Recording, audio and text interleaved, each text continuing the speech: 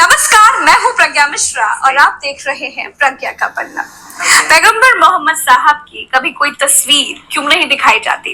मुस्लिम समुदाय के लोग अल्लाह की या पैगंबर मोहम्मद साहब की कोई मूर्ति क्यों नहीं लगाते? इस्लाम में ऐसे नियम क्यों है? क्यों पैगंबर को किसी चित्र या किसी और माध्यम से दिखाना प्रतिबंधित है? क्या पैगंबर का कभी कोई चित्र रहा है? इसके बारे में कुरान क्या कहती है? जो ये बात कर रहे हो वो एक पत्रकार है और आप जानते हो एक हिंदू है वो लेडी, फिर भी वो इस्लाम के बारे में देखो कितनी अच्छी इंफॉर्मेशन दे रही है जो रियल है। आज इसी के बारे में बात करेंगे। दोस्तों, पैगंबर मोहम्मद साहब के बारे में बीजेपी की प्रवक्ता रही नुपुर शर्मा ने जो मजाक उड़ाया, फिर माफी मांगी, उसके बाद पूरे विश्व में पैगंबर मोहम्मद साहब के बारे में जानकारियां खोजी जाने लगी। मैंने पिछले वीडियो में उनकी शादी हजरत आयशा से कैसे हुई ये रिसर्च के जरिए आपको बताया। आज बात इस पर करेंगे कि पैगंबर मोहम्मद साहब की कोई मूर्ति क्यों नहीं है।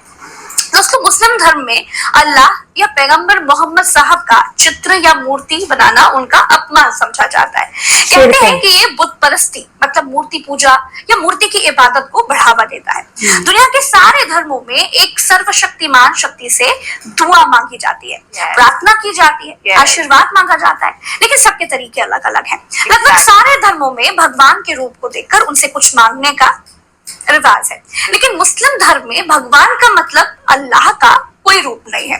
दोस्तों, कुरान में कुल 114 चैप्टर है, मतलब अध्याय हैं, जिन्हें सूरा कहा जाता है। हर चैप्टर या सूरे के अंदर छोटे छोटे खंड है जिन्हें आयत कहा जाता है। ठीक वैसे ही जैसे गीता में अध्याय होते हैं, श्लोक होते हैं, पूरे कुरान में कुल 6236 आयतें हैं। कुरान के 42वें सूरे की 42 नंबर आयत में कहा गया है कि अल्लाह ही धरती और स्वर्ग को पैदा करने वाला है, उसकी तस्वीर जैसी कोई चीज नहीं है।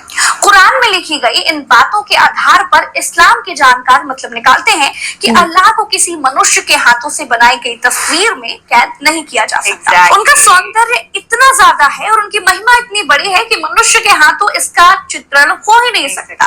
अगर किसी ने ऐसा करने की कोशिश भी की तो इसे अल्लाह का अपमान माना जाएगा। कुरान के चैप्टर या सूरे नंबर 21 की आयत नंबर 52 से 54 में भी मूर्ति पूजा को अब्राहम द्वारा गलत बताया गया है। इस आयत का हवाला देते हुए इस्लाम के जानकार मानते हैं कि तस्वीरें बुत परस्ती यानी मूर्ति पूजा को बढ़ावा दे सकती हैं। दोस्तों, इस्लाम धर्म में हजरत मोहम्मद साहब ने अपने जीवन में जो कहा या किया उसे हदीस कहा जाता है, और हदीस में भी तस्वीरें बनाने से साफ तौर पर मना किया गया है। मोहम्मद साहब के बाद उन्हें लिखा गया था। इस्लामी परंपरा जीवित प्राणियों की, खासकर मनुष्यों की तस्वीर बनाने पर पूरी तरह से पाबंदी लगाता है। यही कारण है कि भारत के ज्यादातर हाजी आज भी मोबाइल से भी फोटो खींचने से परहेज करते हैं, और यही वजह है कि इस्लामी कला ज्यादातर अमूर्त और सजावटी चित्रण की ओर झुकी हुई है। दुनिया भर में बनी मस्जिदों की दीवारें और कुरान के पन्नों पर हमें ज्यामितीय पैटर्न के नमूने देखने को मिल जाते हैं। अब आप कहेंगे तो फिर इंटरनेट पर पैगंबर मोहम्मद साहब के नाम से जो तस्वीरें पड़ी हैं वो कहां से आई? दोस्तों, एडिनबरा यूनिवर्सिटी की प्रोफेसर मोना सिद्दीकी मुस्लिम कलाकारों की बनाई मोहम्मद साहब की तस्वीरों के बारे में ये कहती हैं कि ये तस्वीरें मंगोल और ऑटोमन साम्राज्य में बनाई गई थी। इन तस्वीरों में मोहम्मद साहब के चेहरे को बिल्कुल नहीं दिखाया गया है, लेकिन ये साफ है कि ये उन्हीं को दर्शाती हैं। वे कहती हैं कि ये तस्वीरें मोहम्मद साहब के प्रति समर्पण और उनकी ओर प्रेरित होकर के ही बनाई गई थी। ज्यादातर लोगों ने उनकी तस्वीरें उनके प्रति प्रेम और श्रद्धा की वजह से ही बनाई थी। उनका इरादा बुत परस्ती का बिल्कुल भी नहीं था। दोस्तों, मिशिगन यूनिवर्सिटी में इस्लामी कला की प्रोफेसर क्रिस्टियन ग्रूबर के मुताबिक मोहम्मद साहब की काफी तस्वीरें 14वीं सदी की हैं, और उस वक्त उन तस्वीरों को निजी तौर पर देखा जा सकता था ताकि बुत परस्ती को बढ़ावा ना मिले।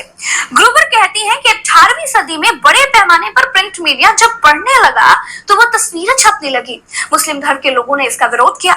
ग्रूबर कहती हैं कि इस्लामिक जानकारों ने दुनिया को बताया कि इस्लाम धर्म ईसाई धर्म से कितना अलग है।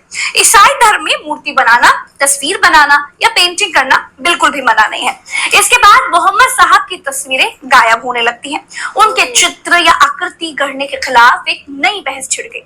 लेकिन ज्यादातर मुस्लिम शोधकर्ता और विद्वान कहते हैं कि शास्त्रीय विद्वानों ने हमेशा से ही मोहम्मद साहब या अल्लाह या दूसरे पैगंबरों की आकृति या किसी भी प्रकार के चित्रण का हमेशा विरोध किया है। दोस्तों, इस्लाम धर्म में मूर्ति पूजा पूजा नहीं होती है। हिंदू धर्म में भी साकार ब्रह्म और निराकार ब्रह्म के दो मत हैं। साकार के उपासक मूर्ति पूजा करते हैं और निराकार मूर्ति पूजा नहीं करते। तो दोस्तों, अगर भारत में कोई पैगंबर मोहम्मद साहब की कोई तस्वीर बनाता है, किसी तस्वीर को पैगंबर मोहम्मद की तस्वीर बताता है, तो भारतीय कानून क्या कहता है? दोस्तों, भारत में सभी धर्म के लोगों को धार्मिक स्वतंत्रता है। सभी धर्म के लोग अपने धर्म को अपनी सभ्यता के मुताबिक मान सकते हैं। भारतीय कानून में मोहम्मद साहब की आकृति या तस्वीर बनाने के बारे में कोई अलग से जिक्र नहीं है। इस बारे में कोई भी शिकायत धार्मिक मामलों से संबंधित भारतीय दंड संहिता के तहत दर्ज की जा सकती है। धार्मिक भावनाएं आहत होने, दंगा भड़कने की आशंका आईपीसी की धारा 153A और 153B, 295A और 298 के तहत इस तरह के मामले दर्ज किए जाते हैं। तो दोस्तों, उम्मीद है कि आपको समझ में आया होगा, मेरे हिंदू भाई बहन को भी समझ में आ गया होगा कि इस्लाम धर्म में उनके भगवान या इष्ट या अल्लाह या गॉड की कोई तस्वीर क्यों नहीं है। तो दोस्तों, इस वीडियो में इतना ही। चलते हैं तो उम्मीद है आपको भी बहुत सिंपल तरीके से समझ में आ गया होगा कि हम बुत परस्ती क्यों नहीं करते और हमारे प्यारे नबी की तस्वीर क्यों नहीं है।